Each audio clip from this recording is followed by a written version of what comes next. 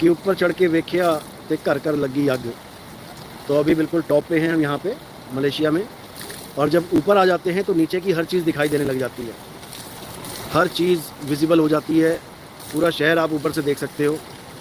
इसी प्रकार जो भक्ति है वो तब समझ में आती है, जो संतों की वाणियाँ हैं वो तब समझ में आती हैं जब आप उस लेवल पे पहुंच जाते हो। जब आप उस लेवल पे पहुंच जाओगे जिस लेवल पे बैठ के संतों ने वाणियाँ लिखी हैं, जैसे मैं इस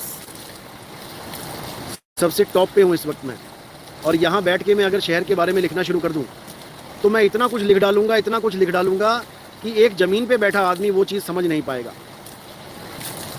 यानी मैं पूरे शहर का जायज़ा ले सकता हूँ यहाँ से, और उसके बारे में मैं अपने एक ग्रंथ बना सकता हूँ। लेकिन वो ग्रंथ तब समझ में आएगा जब तुम भी इस टॉप फ्लोर पे आ जाओगे, तुम भी इस 50वें माले पे आ जाओगे, तब तुम्हें समझ में आएगा कि आखिर ये लिखा गया तो क्यों लिखा गया, ये बोला गया तो क्यों बोला गया। ज़मीन पे बैठ के या पहली दूसरी मंजिल पे बैठ के तुम 50वीं मंजिल का ज्ञान नहीं समझ सकते। इसीलिए वैर विरोध चालू हो जाता है, क्योंकि संतों ने जो बोला वो कहाँ बैठ के बोला, 7वें आसमान पे बैठ के बोला। और जो इंसान समझ रहा है वो धरती पे बैठ के समझना चाहता है, नहीं समझ पाएगा। उसके लिए तुम्हें 7वें आसमान पे ही जाना पड़ेगा। और जब तुम 7वें आसमान पे पहुंच जाओगे तब तुम्हें समझ में आ जाएगा कि 7वां आसमान क्यों बोला गया, अल्लाह के रहने का स्थान। अल्लाह कहाँ रहता है? 7वें आसमान पे रहता है। क्यों बोला गया ये तब समझ में आएगा जब 7वें आसमान पे चढ़ के बैठ जाओगे। समझ लो, ये कोई झगड़े का विषय नहीं है हिंदू मुसलमान का, ये प्राप्ति का विषय है। हिंदू है तो हिंदू होके प्राप्त करे, मुसलमान है तो मुसलमान होके प्राप्त करे, सिख है तो सिख होके प्राप्त करे, ईसाई है तो ईसाई होके प्राप्त करे। समझ लो। तो जब इस लेवल पे आ जाओगे तो तुम्हें शहर एकदम खुला खुला दिखाई देगा कि अरे अच्छा वो वहाँ है, वो वहाँ है, वो चीज़ वहाँ पड़ी है, वो वहाँ है, वो वहाँ है। एक नीचे बैठा आदमी नहीं समझ सकता इस बात को, लेकिन सब के सब धर्म के ठेकेदार बन गए हैं। ज़मीन पे बैठ के आसमान की किताब पढ़ना चाहते हैं।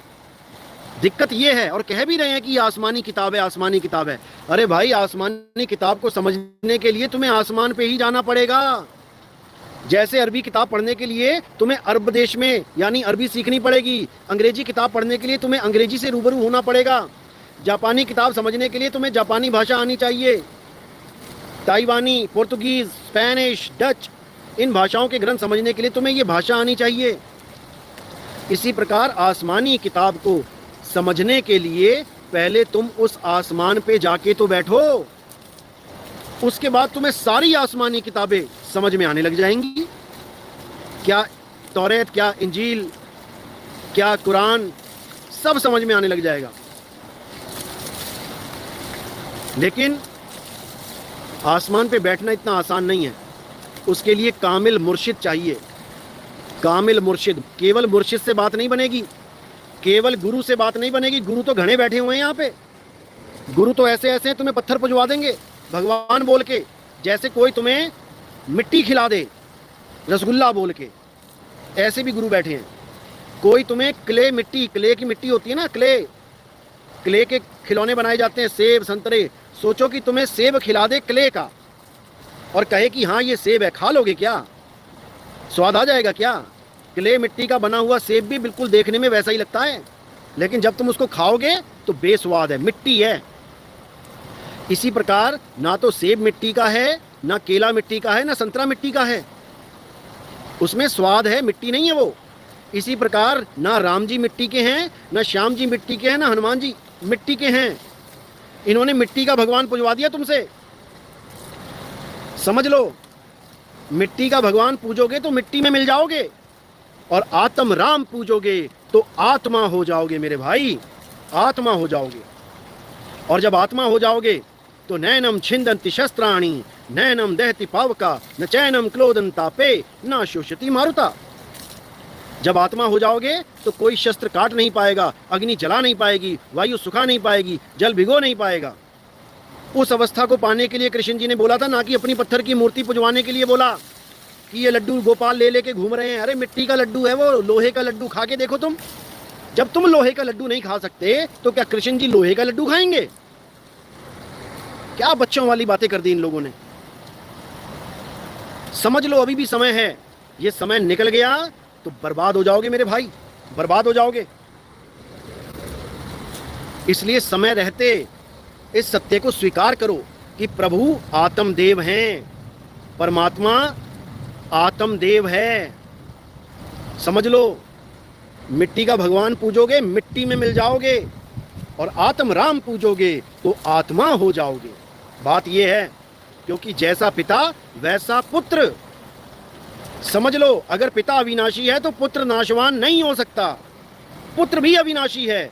ईश्वर अंश जीव अविनाशी, लेकिन ये अविनाशी पुत्र गलती से नाशवान पत्थरों को, नाशवान तत्वों को अपना पिता मान बैठा है, अपना पिता मान बैठा है। समझ लो, जैसा पिता वैसा ही पुत्र होगा। हाथी का बच्चा हाथी होगा, शेर का बच्चा शेर ही होगा, घोड़े का बच्चा घोड़ा ही होगा। समझ लो। अब कई ऐसे नादान भी हैं जो कहते हैं कि परमात्मा के 16 पुत्र हैं, परमात्मा के 16 पुत्र हैं, पहला पुत्र कछुआ है।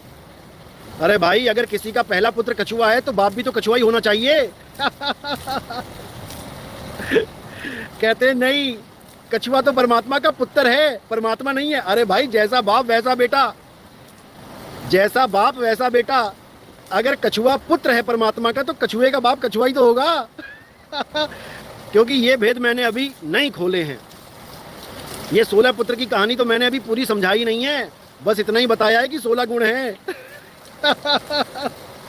लेकिन आगे क्या स्टोरी है, उससे आगे क्या स्टोरी है, अभी किसी को नहीं बताई है, किसी को भी नहीं, एक को भी नहीं।